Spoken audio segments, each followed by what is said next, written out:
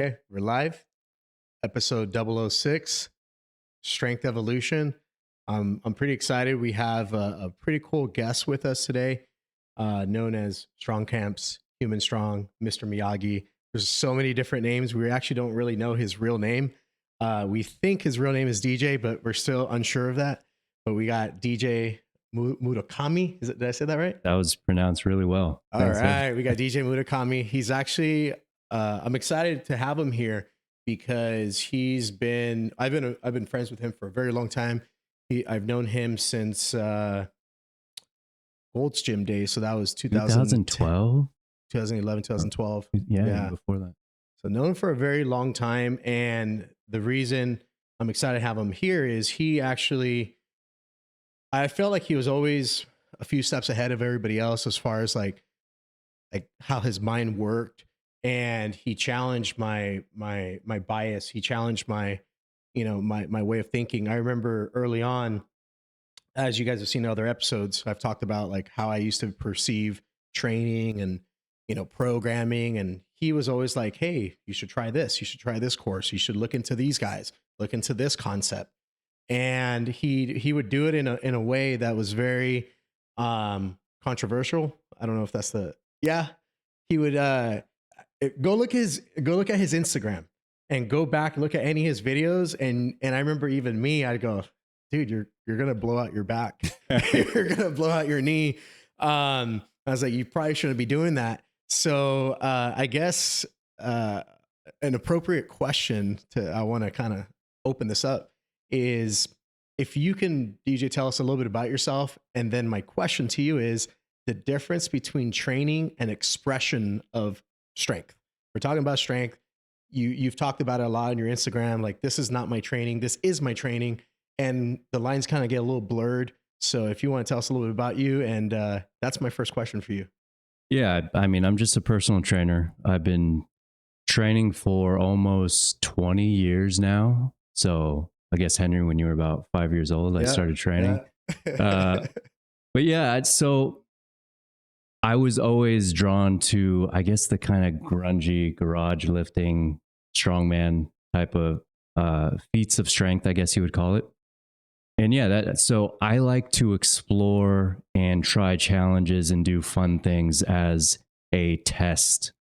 So when you're talking about, the physical expression of strength, I see that as like sports play, the chaotic stuff. Kids do it all the time. Like, I want to see if I can do this.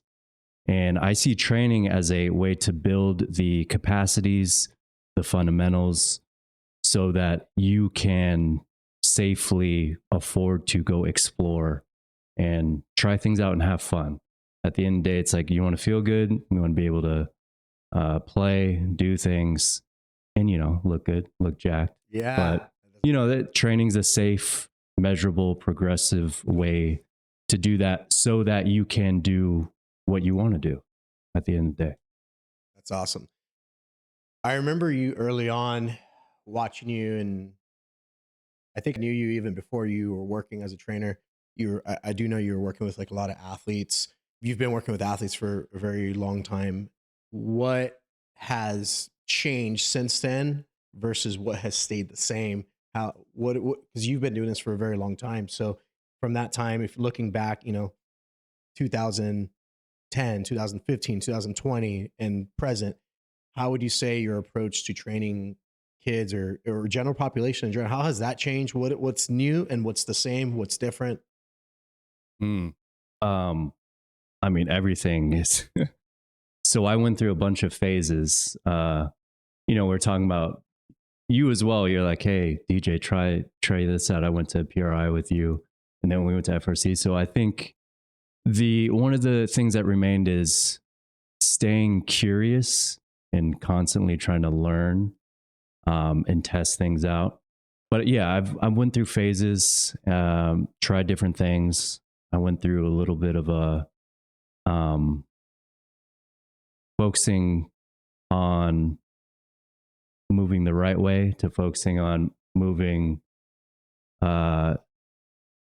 exploring how many different ways can we move. But yeah, I think just the curiosity and the testing has stayed the same. And I'm actually, for my Gen Pop for people, pretty basic. It kind of looks similar to when I started, just the meat and potatoes, get stronger, get faster. But yeah, they're all tools in the tool belt. You know, that's what I think you have. It's like experience, and you can draw upon these different systems, these different tools when the time is needed. But I think the maturity part is not becoming married to them where you're confined by them and you feel like you have to put everyone through the same thing, same system. It's more about, listening to the person in front of you and seeing how you could help with the tools you have. That's good because we've both seen trainers, that are, I don't know, the trainer got in shape and, you know, hey, this is my blueprint. This is what I did to get jacked or fast. This is what my high school strength program was. And all of a sudden, clients walk in, athletes walk in. It could be 10 different people and same program. Mm-hmm. It's like, oh, you wanna build muscle? I got a program for you. Same program. You want to lose weight? I got a program for you. You want to get faster? I got a program for you. And it's comical because we see it and they will take their exact same blueprint and somehow bias how that blueprint can actually solve every problem that exists, and we see these. So it's always fun because one thing I always crack up watching your videos on Instagram is whatever. I feel like you're always 2, 3 steps ahead. So the industry, talking about like the performance strength industry, the trainer industry, they're always like, oh, this is the new thing. And then he'll have a video like on the next thing, almost making fun of the current thing in a very respectful but funny way. I love how he adds humor to learning. And I always find that very interesting. How do you, what keeps you going? I know I have my own like ambitions and things that keep me going and learning because I've known a lot of, and I'm sure you could off the top of your head know a lot of very respected people in our field.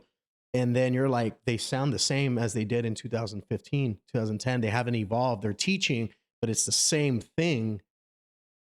How do you, what keeps you curious? I guess that's the word you used. Yeah, well, speaking of those people, I think one of the things you see with the experts and the coaches who coach trainers, I guess we could say, is they don't work with people anymore. And I went through a phase during, it was actually before the pandemic where I was doing like online training only and working with trainers. And you lose touch when you stop working with people, everyday people, athletes. You have to be in the trenches, and then you're confronted with does what I'm preaching really work? And then you always find a case where you need to try something new, you need to adapt, you need to evolve. So I think as long as you stay working your actual craft of working with other humans, you're going to have to just keep learning and you can't stay too rigid. So, I think that's a big thing. Just continue helping people and everyone's different. So you're going to have to learn as you go. It's awesome. That's awesome. It's funny because you look on Instagram and you see all these people working out and, they're trying to, like, you look at their profile and it's just, look at what I can do. You should train with me. And I personally, I get turned off by that. I know it gets a lot of clickbait.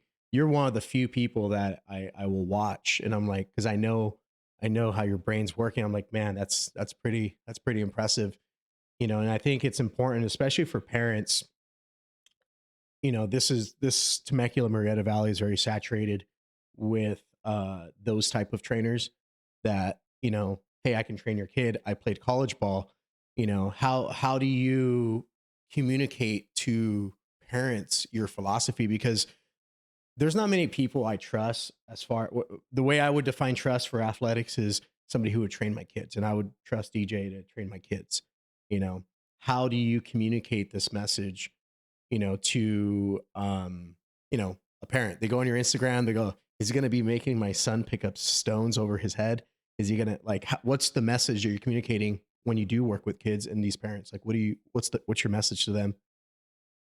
Yeah, that's a good point, because most people, you almost can't help it when you look on social media, you see someone and you just look at visually what they look like, what they could do. And it really doesn't tell you much about how they train other people. I mean, a large part of it, I think, is people like on steroids. That's a cheat code. That doesn't mean you're proficient at training. But yeah, when parents come in, really just, I think for me, it's building trust over time. So, you try to explain what you're going to do, you have the game plan, but it's working with them over time. And you see that when you could pivot, you could adapt, you personalize it to the person. And then, a lot of people will go off to position coaches or other trainers. And I think that's where they see like, hey, this is just like a cookie cutter template. They are just getting thrown in the mix. And it's not really about the individual in front of you. So, a lot of my clients are people who come back after going out and shopping, in a sense. So, just being a source of, just a safe place to train over time. Sorry, I saw you gaze. Yeah, that's how we saw David. He's over here like, he goes, I can tell you got something you want to throw in there? Just learning a lot, man. You guys got a lot of good information coming out right now, especially as a new trainer myself, to really chew on. I guess kind of going in that direction then, as a new trainer, you guys were talking about how things aren't taught and all. Where are some good places as a new trainer going in? And even athletes can start looking at themselves too, right? And kids and parents. Where can we start looking to get a lot of this information? Obviously, we have this podcast, which is great and all. But if we want to dive a little bit deeper into like what we talk about sometimes in these podcasts and where we can lead going forward with our training, what are some kind of pinpoints and things you can give us going forward? Well, this podcast, you got to like, subscribe, and follow, of course. That's right. That's a tough one. I think you're asking like, where do I start? The short answer is you got to go from general to specific. Right. I think just having a basic understanding of human anatomy and physiology, and you don't have to be an expert there, but just have a general understanding of the anatomy and the physiology, because it doesn't really matter what field, So let's say, for example, if you took a chiropractor, you took a strength and conditioning coach, and you took a movement specialist or whatever.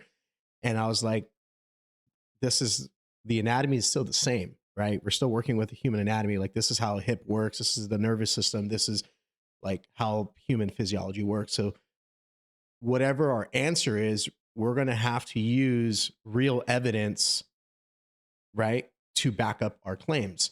So the one thing that I think it's important is that we have that general understanding or basic knowledge, high level basic, right? Of this is how the human body works. This is anatomy, this is physiology. This is your fascial system. You have to learn that over time, right? And then you also have to understand the lens that everybody has is going to be different. So if I said, hey, this athlete, he's 15 years old, he wants to get faster. And then let's say we had a panel of 10 experts. One was a chiropractor. I was like, how does he get faster? The other one's a speed coach. How does he get faster? The other one's a skills coach. He used to, maybe be a running back. How do you get faster? Then you have the gym trainer. How do you get faster? We have the same question, but we're all using the same general anatomy and physiology, but the answers are going to be like different. So I think it's important that once you feel like you have a foundation of like, okay, this is like the human body, you have to understand the bias lens that everyone has.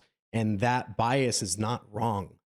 It's just their bias. It's their lens, right? Ask a biochemist. I had a friend who's a biochemist, and the way he answered questions was just like, oh, shoot. And then I had another friend named Carson. He was a physicist. I don't know if you remember Carson. He was friends with Kalicha. Remember Kalicha? Mm-hmm. He's a physicist. And when I remember one time talking speed with him, he proofread. I did a speed program. I put it together and I sent it to him to proofread the physics part. Everything was wrong.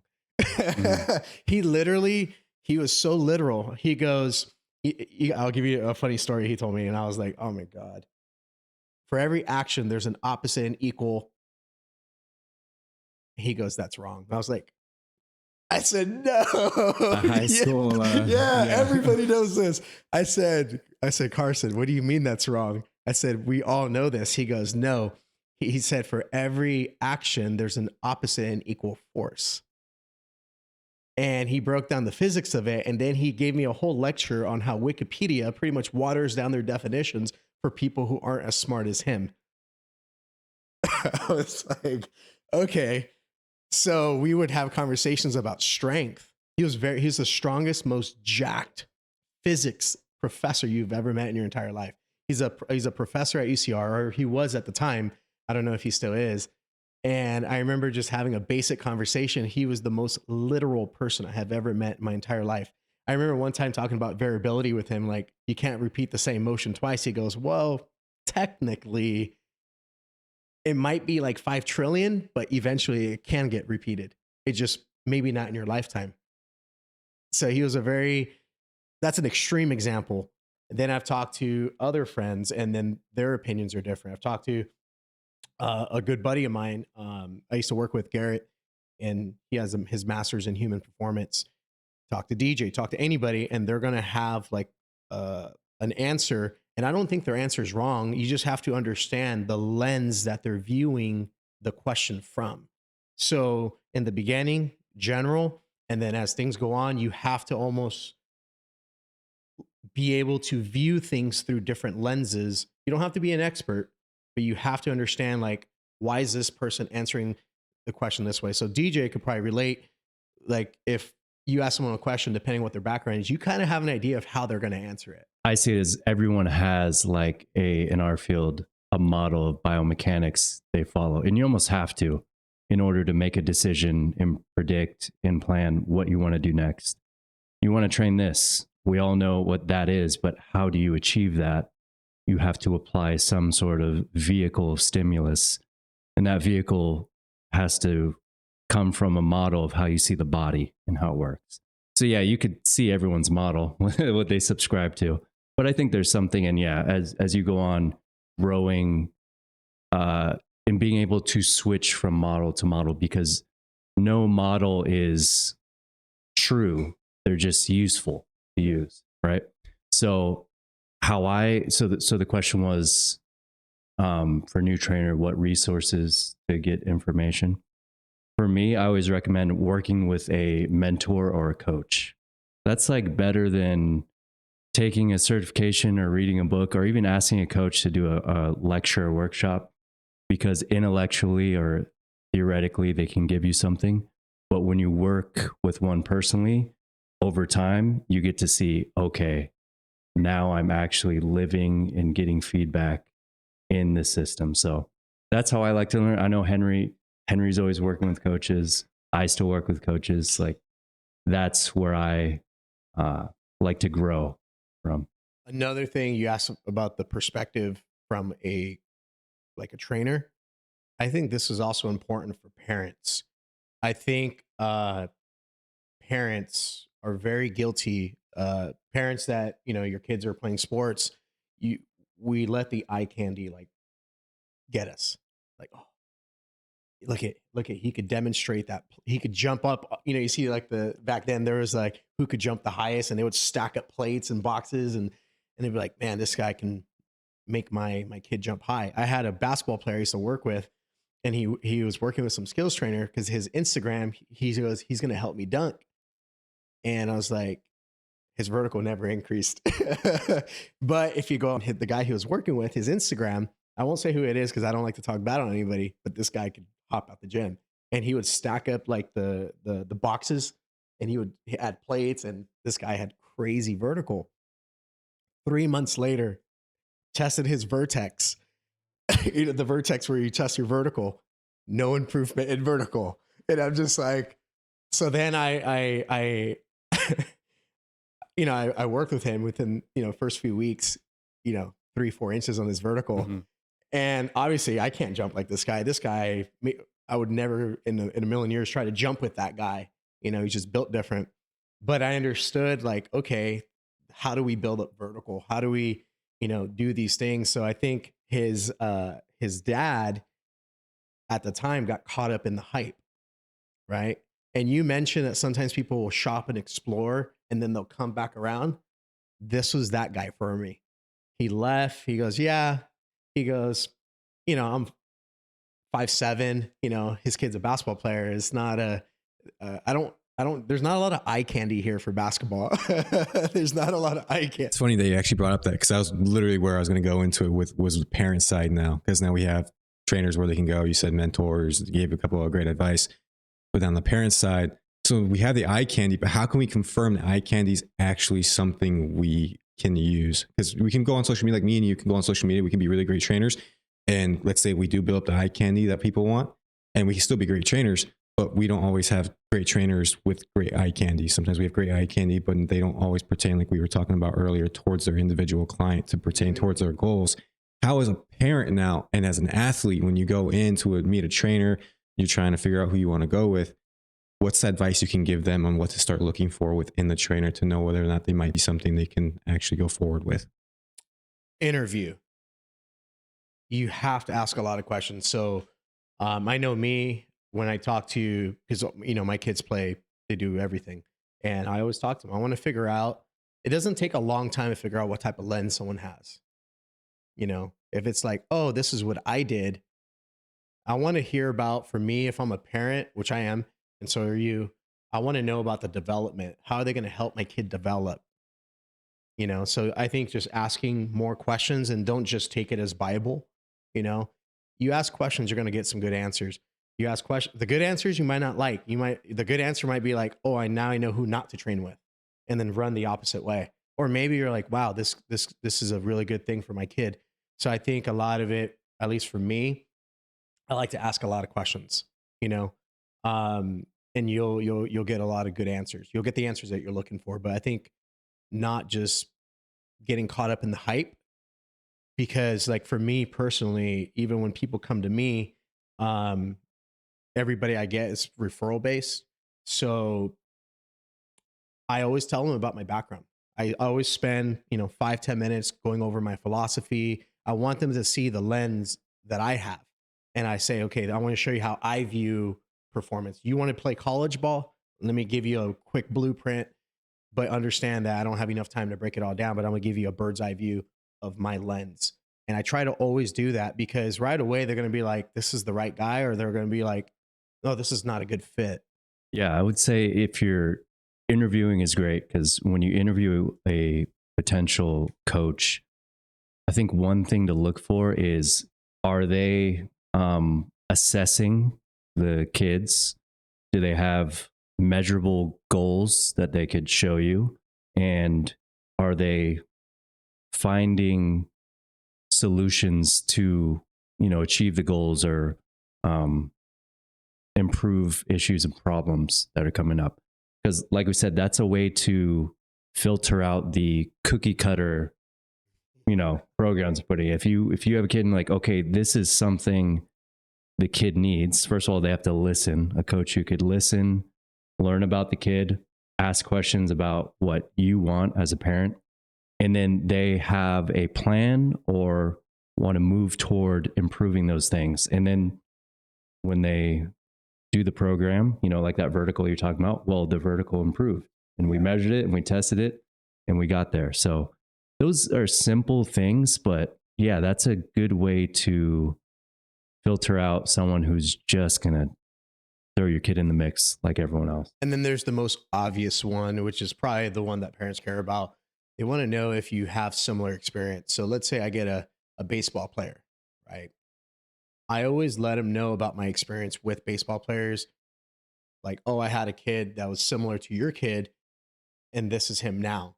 So when I first started training, it was about weight loss.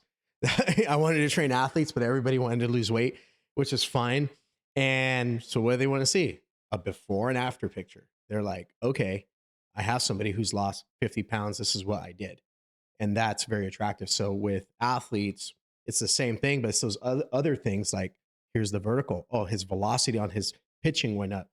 his 40-yard dash improved, his pro agility shuttle improved. So I think sharing those testimonials, it's huge. So if I'm interviewing a parent, if I'm a parent interviewing a coach, like I want to know about their experience. I really do.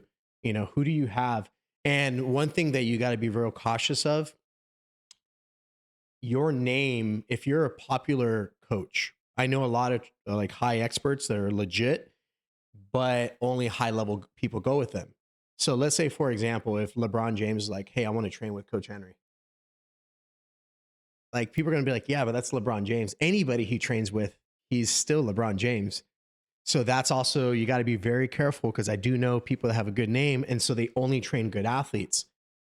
What I'm most impressed about, and I talked about this a couple weeks ago, and I seen this with DJ, one of the most impressive videos I've seen from you is when you train your older population.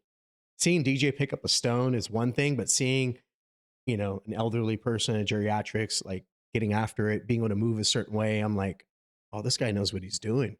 Like, it's one thing when I take someone who's athletic and I make them more athletic, but have you ever trained somebody who's not athletic and made them athletic? Someone who's never been strong and now you made them strong.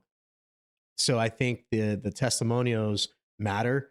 And to me, I find that like very attractive. I'm like, oh, dude, he knows how to train. Look at this guy. What he has him doing.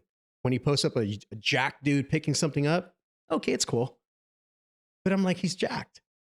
But when you're like, oh, dude, this guy had a knee replacement and he's making him get off the floor, and the guy, and he's hands-on working with him, like, to me, immediately I'm like, man, this guy knows what he's doing.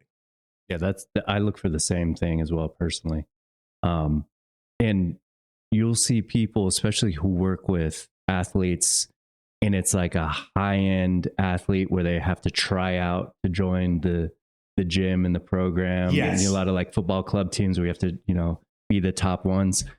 Seeing the top kid improve, a lot of that is just you're biasing for the best genetics, pretty much, right?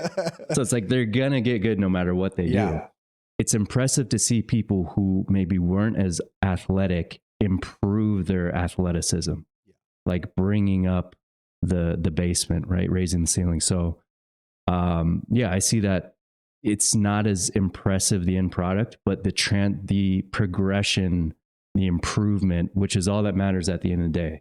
You just were there to improve your kid. That's something to look for. So the eye candy will trick you, but when you look at the testimonies, like you said, like, hey, anyone, elderly or just kids who are trying to make the team and weren't athletic and they got there, that's really impressive to me. One of the coolest testimonials and the coolest stories is pretty recent. This is this kid I train. His name's Luke. And he started training with me, I think, as a sophomore. He's a senior now. 2 left feet. Never played sports his entire life. Did cross country. So blank canvas, right? And he came to me not for athletic reasons. He came to me because he had like a jacked up hip, and someone had told him that I can help him with his hips. And when he walked in, 6'3", long legs, I'm like, oh, dude. Immediately, like, I looked at him. I was like, if this guy learns how to move, he's going to be a problem. But never played sports his entire life. Not one sport in his entire life outside of running. And then the way he was taught how to run messed him up. He had a lot of injuries. He had a labral tear in his hip. He had like bursitis, like he was jacked up. A lot of injuries because he would go to practice and they would average about 50 miles a week of running. So they were like, we're going to use running to fix your running. So that was his reason for coming in. So I started working with him and I said, okay, your first goal is going to be, let's get you pain-free. Next year, next season, can you finish the whole season and not have to miss any meets? And he did that. Then I started talking to him. I said, Luke, if we learn how to open up your hips and learn how to really move right and start training power and speed, all these different things that I know cross country athletes don't train, you're going to be a freak. You're going to be training attributes that nobody else trains. I know for a fact because I've worked with long distance runners and helped them to get to college. So I talked to his mom, and his mom was like, you know, Coach Henry, I don't want to get his hopes up. He wasn't even like in the middle. He was at the bottom on his team. And you're talking about college, all this stuff. Like, I just want him to have fun. I don't want to get his hopes up. Crushes it junior year. Coach is like, is this the same kid from sophomore year?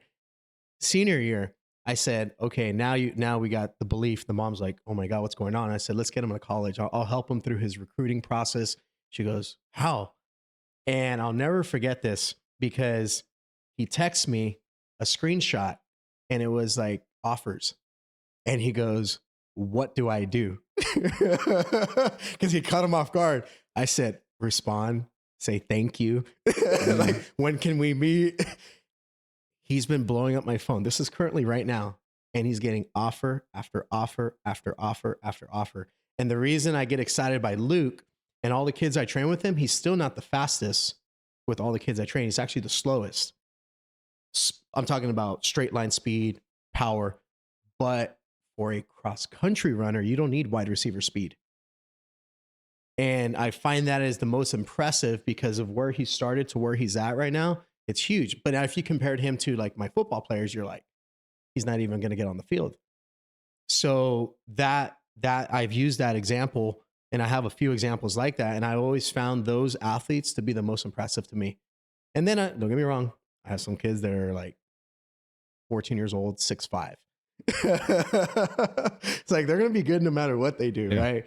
So I find a lot of enjoyment in training the kids who are quote unquote not as athletic. They're not quote unquote genetically gifted, have 2 left feet. It's the most fulfilling too, in a sense, because you actually have more help you could offer someone, right? Yeah. As opposed to the freaks who, hey, I mean, I love working with freaks. Yeah, too. I love the freaks too. I love the freaks That's too. Fun. But yeah, but it's harder to see from the outside when you're, looking, because you just go off of how good is the kid. That's how good the trainer, or how jacked is the trainer. That's how jacked I'm going to be. So, which is understandable. We all fall into that. It's just human nature.